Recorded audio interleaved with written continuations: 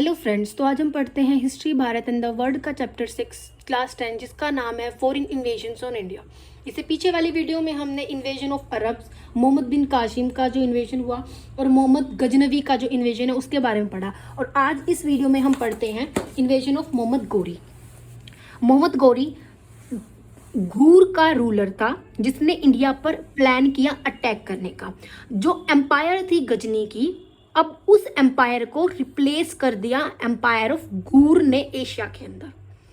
Empire of Ghazni, जो गजनी की empire था, साम्राज्य था, उसको अब घूर के साम्राज्य ने एशिया के अंदर रिप्लेस कर दिया। मोहम्मद गोरी वहां का राजा था और उसने प्लान किया इंडिया पर अटैक करने का। और उसने 1175 एडी से लेकर 1206 एडी में इंडिया पर अटैक किया।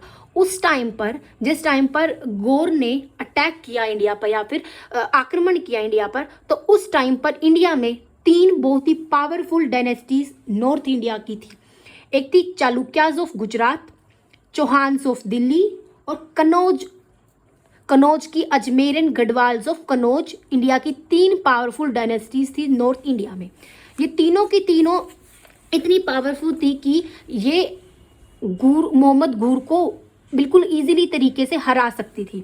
जो इन्वेडर था मोहम्मद गोर, उसने मुल्तान को 1175 एडी में उसको इन्वेड किया, आक्रमण किया और अपने कब्जे में कर लिया।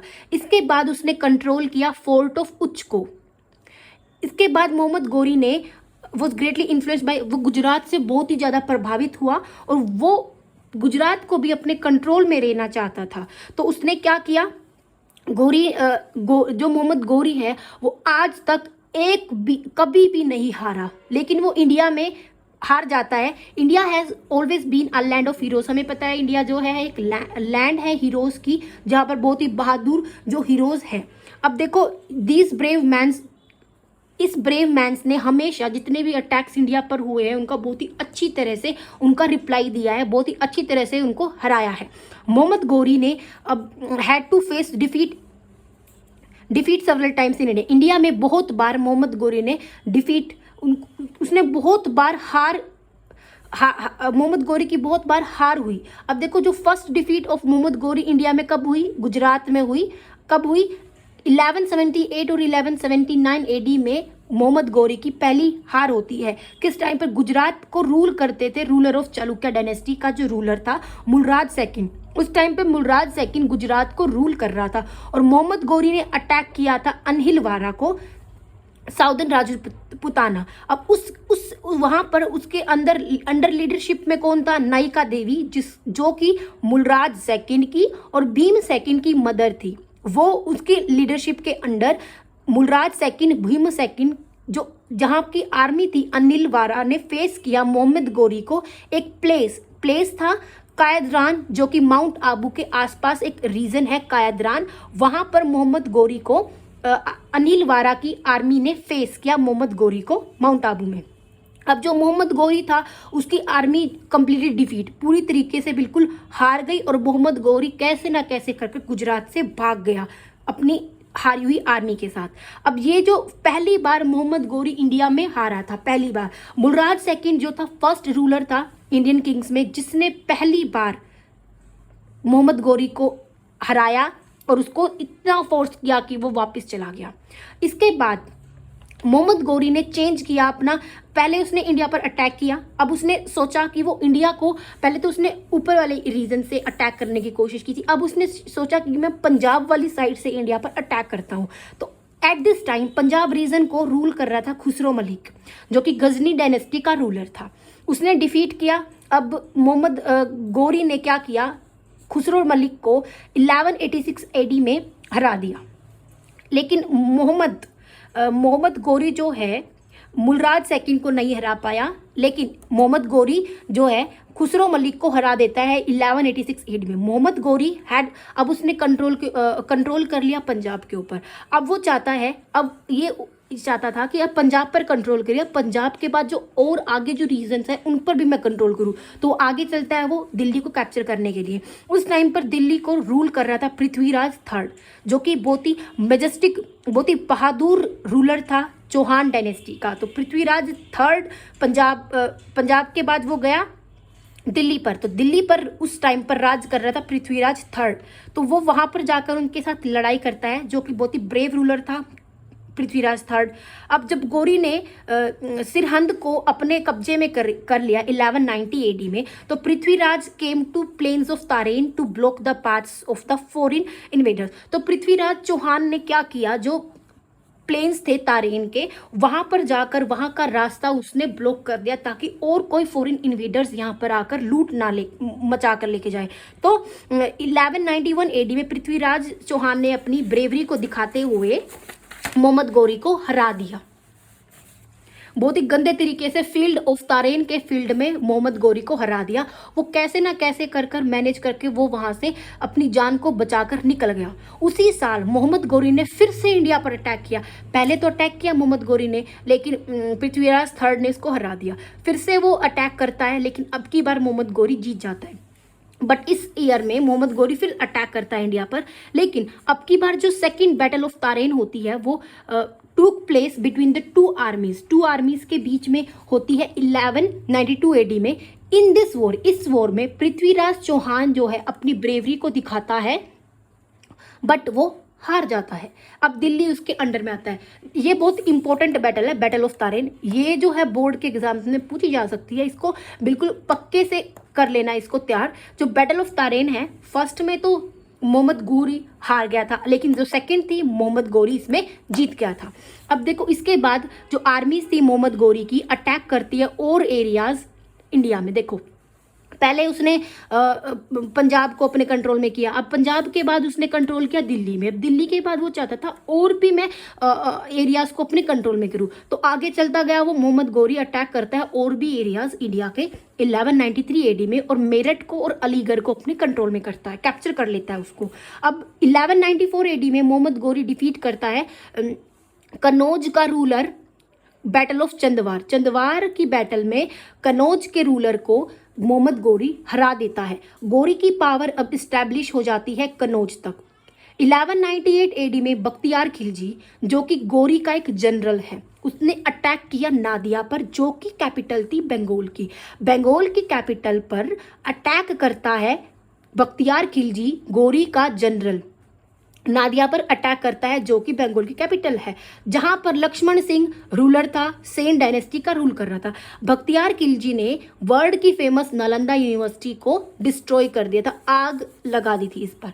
तो इस इन्वेजन पर बख्तियार खिलजी ने डिस्ट्रॉय किया वर्ल्ड फेमस नालंदा यूनिवर्सिटी, जो library along with the buildings सब की सब को जला दिया उसने। खिलजी ने बहुत सारी एट्रोसिटीज, बहुत सारे अत्याचार किए थे पीपल जो यहाँ पर रह रहे थे। इसके बाद डेथ ऑफ मोहम्मद गौरी की डेथ के बाद 1206 में एडी में इनकी डेथ के बाद इनका एक स्लेव कुतुबुद्दीन ऐबक जो है इंडिया में इंडिपेंडेंट स्टेट्स की फाउंडेशन करता है, मतलब यहाँ पर इंडिपेंडेंट स्टेट्स को ये एस्टेब्लिश करता है। This state later came to be known as Delhi Sultanate, और इसके बाद जो ये स्टेट है ये दिल्ली सल्तनत के नाम से जानी जाने लगी। तो बिटवीन 1206 और 1526 एडी के बीच में हिंदूज ने दिल्ली सल्तनत का विरोध करना, बिल्कुल विरोध तो करते रहते थे, वो तो उनका विरोध करते रहे। ये राजपूत्स, मेओस, मंडर्स कैप्ट द सुल्तान एम्प्रेस, ये तीनों की तीनों जो है सुल्तान को बिल्कुल एम्प्रेस करके रखते थे, खुश करके रखते थे। इसके बाद देखते हैं हम इन्वेजन ऑफ मंगल्स का इन्वेजन। जो फॉरेन इन्वेडर्स थे इंडिया में वो कंटिन्यू करते रहे। अब ऐसे तो ना एक बार इन्वेडर आया इन्वेजन करने इंडिया पर रुक गया, नहीं, वो बार बार जो है आते ही रहते थे इंडिया पर। तो 13th और 14th सेंचुरी में बहुत सारे फॉरेन इन्वेजन हुए इंडिया के ऊपर। मंगल्स भी इन्वेडर्स थे, आक्रमणकारी थे ये भी इंडिया पर 13 और 14th सेंचुरी में इन्होंने मंगल्स ने इन्वेड किया। अब जो मंगल्स थे वो एक नोमैडिक रेस थी सेंट्रल एशिया की। ये सेंट्रल एशिया है, Kazakhstan, Uzbekistan, Turkmenistan, Kyrgyzstan, Tajikistan, Afghanistan, तो ये सेंट्रल एशिया है। तो सेंट्रल एशिया की एक रेस थी, नोमैडिक रेस सेंट्रल एशिया की। कौन? मंगल्स। ये जो रेस है इस्टेब्लिश करता है अपना कंट्रोल को एक बहुत ही large part of central Asia के लार्ज पार्ट पर इस रेस ने अपना कंट्रोल कर रखा था। और किसकी लीडरशिप के अंडर?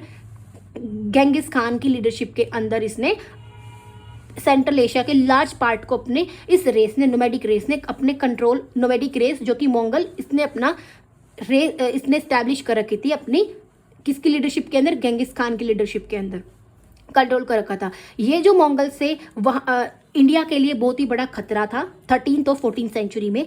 अब 1241 एडी में जो मंगल्स है वो अटैक करते हैं लाहौर को और टूक इट अंडर, अपने कंट्रोल में ले लेते हैं मंगल्स लाहौर पर अटैक कर कर।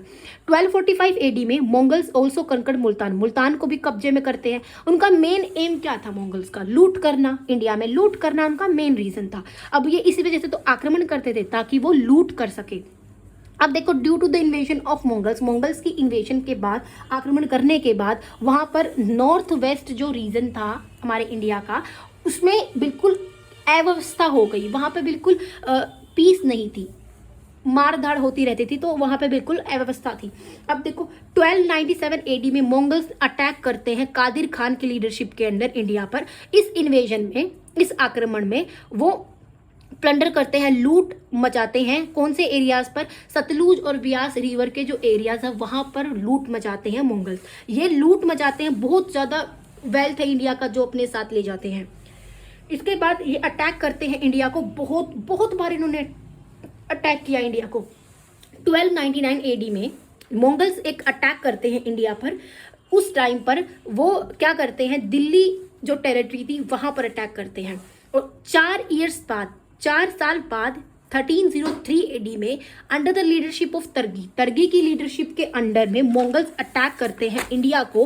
फिर से अटैक करते, वो अटैक करते रहे, फिर से वो अटैक करते हैं और फिर पंजाब के और दिल्ली के एरियाज को लूट लेते हैं। इसके बाद जो मंगल्स है अटैक करते हैं इंडिया पर 1305 एडी में और 1306 एडी में। किस पर्पज से? सिर्फ और सिर्फ लूट मचाने के पर्पज पे, सिर्फ इंडिया से लूट कर ले जाए सामान। इस वजह से मंगल्स ने इतना आक्रमण किया इंडिया पर। इसके बाद जो लास्ट आक्रमण मंगल्स ने इंडिया पर किया था 1327 एडी में। किसकी लीडरशिप में? तरमिशरीन खान की लीडरशिप के अंडर में उन्होंने लास्ट बार मंगल्स ने इंडिया पर आक्रमण किया। इंडिया बहुत ही सफर हुआ इस इन्वेजन से, मंगल्स के इन्वेजन से। इसी वजह से कंटिन्यूस इन्वेजन, बार बार लगातार आक्रमण करने के बाद जो फर्टाइल एरिया था नॉर्थ वेस्ट का वो बिल्कुल खत्म हो गया। जो इकोनॉमी थी पंजाब की वो कम हो गई। जो एडमिनिस्ट्रेशन था वो बिल्कुल अनस्टेबल हो गया, क्योंकि इतने अटैक हो रहे थे तो एडमिनिस्ट्रेशन कहाँ से स्टेबल होगा, अनस्टेबल हो गया। जो social fabric began to break down, जो prosperous city of north west Lahore थी वो भी बिल्कुल रियून हो गई बिल्कुल। अब इसके बाद देखते हो इन्वेजन ऑफ तैमर का इन्वेजन पढ़ते हैं। 1398 एडी में जो रूलर था समरकंद का, तैमर अटैक करता है इंडिया पर। Nasiruddin Mohammad was the sultan of Delhi. उस टाइम पर नसीरुद्दीन मोहम्मद सुल्तान था दिल्ली का और वो कुछ नहीं कर पाया तैमर के अटैक को रोकने के लिए। उसने क्या किया, वो वहाँ से जितना जल्दी हो सके उसको पता चल गया कि अब यहाँ पर अटैक होने वाला है, तो वो वहाँ से सब कुछ छोड़ के भाग गया। सुल्तान जो दिल्ली का था नसीरुद्दीन मोहम्मद, वहाँ से सब कुछ छोड़ के भाग गया। अब उसने दिल्ली को अपने कंट्रोल में कर लिया और कब्जा कर लिया और वहाँ पर बहुत सारे वुमेन्स, मैन और चिल्ड्रन सबको मार दिया उसने। और वो अपने साथ गोल्ड, सिल्वर, डायमंड्स, जेवल्स यहाँ से दिल्ली से लेकर चला गया। बहुत सारे प्रिजनर्स ऑफ वॉर जो वॉर में हार जाते थे वो वुमेन्स, मैन, चिल्ड्रन को स्लेव बनाकर मुस्लिम लोगों को बेच दिया। अब ये टॉक्स ऑफ तैमर, जो तैमर ने हत्याकांड किया था, कंटिन्यू बहुत सेंचुरीज तक दिल्ली में चलता रहा और इसके आसपास के एरियाज में ये चलता रहा। तैमर ने दिल्ली के एरियाज को बिल्कुल रियून कर दिया और वहाँ के आसपास वाले एरियाज को भी। पंजाब को रूल कर रहा था उस टाइम पर रिप्रेजेंटेटिव वो मैनियर्स। अब वहाँ पर उसने पंजाब पर तैमर ने एक अपने आप को एक रूलर को वहाँ पर छोड़ दिया जो पंजाब को उस टाइम पर रूल कर रहा था।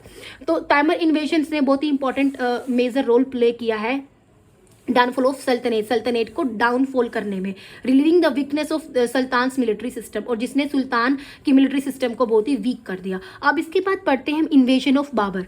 जहीरुद्दीन मोहम्मद बाबर इन्वेड करता है इंडिया में 16th सेंचुरी में, जो कि तैमर का एक डिसेंडेंट था, वंशज था। ये तैमर जो है, बाबर जो है तैमर का वंशज था। इसके फादर जो था रूलर था Fergana, located in central Asia में एक जगह है फरगन, वहाँ का इनके फादर वहाँ का रूलर था। इनकी डेथ के बाद, फादर की डेथ के बाद वो रूलर बनते बहुत ही यंग एज में 1494 एडी में वो रूलर बनते हैं। कहाँ के? काबुल के रूलर बनते हैं वो। उसके बाद फिर वो 1504 में काबुल के रूलर बनते हैं। काबुल से वो स्टार्ट करते हैं इंडिया पर अटैक करना। 1519 एडी में अटैक करते हैं वो बाजोर, जो फ्रंटायर फोर्ट है इंडिया का, और कंकर करते हैं इसको। मतलब फ्रंटायर फोर्ट जो है इंडिया का बाजोर, वहां पर वो अटैक करता है और अपने कब्जे में कर लेता है बाबर। इसके बाद वो पेशावर को पहला तो इन्वेशन वो करता है फ्रंटायर फोर्ट ऑफ इंडिया पर, दूसरा इन्वेशन करता है वो पेशावर पर, और वहां पर भी वो कब्जे में कर लेता है अपने। और इसके बाद 1520 एडी में बाबर फिर अटैक करता है सालकोट, पंजाब में सालकोट पर, but he couldn't advance beyond this because, क्योंकि वो इतना सक्सेसफुल नहीं हो पाता है वहाँ पर, क्योंकि वहाँ के जो सैयदपुर के जो लोग थे वो बहुत ही बहादुरी के साथ उन्होंने उनके अगेंस्ट लड़ाई लड़ी। आफ्टर दिस बाबर फिर अपना चौथा अटैक फिर से पंजाब पर करता है और पंजाब को अपने कंट्रोल में ही कर लेता है। अब पहला अटैक उन्होंने किया था फ्रंटायर फोर्ट ऑफ इंडिया पर, दूसरा अटैक पेशावर पर किया था, तीसरा अटैक सालकोट पंजाब में किया, चौथा अटैक उन्हें पंजाब पर किया और पंजाब को अपने कंट्रोल में कर लिया। बाबर का बहुत इंपॉर्टेंट अटैक था सल्तनत ऑफ दिल्ली पर। अब देखो, जो सुल्तान हेर था वो इब्राहिम लोदी था। इब्राहिम लोदी यहाँ पर सुल्तान था दिल्ली सल्तनत में, तो वो एक अनपॉपुलर रूलर था, इतना पॉपुलर रूलर नहीं था। बाबर ने डिफीट किया उसको और किल किया फर्स्ट बैटल ऑफ पानीपत में, जो कि 1526 एडी में हुई थी। ये बहुत ज़्यादा इंपॉर्टेंट बैटल है, बैटल ऑफ पानीपत। इसको ये पेपर में बिल्कुल बिल्कुल पूछी जाएगी। और इन्होंने क्या किया, फिर वहाँ पर इब्राहिम लोदी को हराकर दिल्ली सल्तनत को ख़त्म कर दिया। इसके बाद उन्होंने मुगल डायनेस्टी की फाउंडेशन की, इन्होंने मुगल डायनेस्टी को स्टार्ट किया। इसके बाद उन्होंने अटैक किया राणा संगा को 1527 एडी में और कैप्चर किया राजपूताना को। इसके बाद उन्होंने फेस हिम राणा संगा of Mewar took the front, फिर राणा संगा ने उसके साथ लड़ाई की, वॉर की, वो पीछे नहीं हटा, फिर भी वो लड़ता रहा। अब बाबर ने जो है राजपूत के सोल्जर्स के बारे में और राजपूत की स्टोरीज के बारे में सुना है कि वो बहुत बहादुर है और वो लड़ने के शौकीन है। तो ये जो कॉन्फिडेंस था मुगल आर्मी का वो खत्म हो जाता है जब ब्रेव राजपूत क्या करते हैं, fond of war and bloodshed and full of a strong nationalism. अब वो राजपूत क्या करते हैं, मुगल आर्मी का जो है कॉन्फिडेंस को खत्म कर देते हैं, क्योंकि उनको वॉर वगैरह के बहुत ही फॉन्ड थे, बिल्कुल शौकीन थे। अब बाबर क्या करता है, resorted to jihad and tried to raise the morale of his army by breaking cups of wine। अब बाबर जो है जिहाद का सहारा लेकर अब वहाँ पर उनको हराने की पूरी कोशिश करता है। अब जो राजपूत है पूरी तरीके से मुगल्स के अगेंस्ट लड़ते हैं, फेस करते हैं एट अ प्लेस कॉल्ड खनवा के आसपास मुगल्स के साथ राजपूत लड़ाई करते हैं। लेकिन क्या होता है ना, दोनों की दोनों जो साइड है बहुत बहादुरी से लड़ाई करते हैं, लेकिन बाबर जो है जीत जाता है और जो राजपूत से वो हार जाते हैं। अब राजपूत स्टार्ट करते हैं गैदरिंग अराउंड मेडिनी राय के आसपास गैदरिंग करना शुरू करते हैं, एंड ताकि वो बाबर को एक बिफिटिंग रिप्लाई, ताकि बाबर को वो हरा सके, बाबर को एक अच्छा सा रिप्लाई दे सके। इन 1528 एडी में बाबर अटैक करता है मेडिनी राय को फिर से, और एक खतरनाक बैटल होती है दोनों आर्मीज के बीच में जनवरी 1528 में चंदेरी में। बट बहुत सारी लाइफ जो है सेक्रीफाइस हो जाती है, जो राजपूत होते हैं बहादुरी से लड़ते हैं मुगल आर्मी के साथ। लेकिन उससे नेक्स्ट ही ईयर 1529 एडी में बाबर क्या करता है, अफगान को डिफीट करता है बैटल ऑफ घाघरा में और इस्टेब्लिश करता है अपनी पावर को बिहार में भी। ये भी बहुत इंपॉर्टेंट है, कर लेना। तो आज इस वीडियो में हम यहाँ तक ही पढ़ेंगे, जो बाबर का इन्वेशन है इस यहाँ तक ही पढ़ेंगे। चैनल को सब्सक्राइब करना ना भूलें और वीडियो को लाइक और शेयर जरूर करें। Thank you.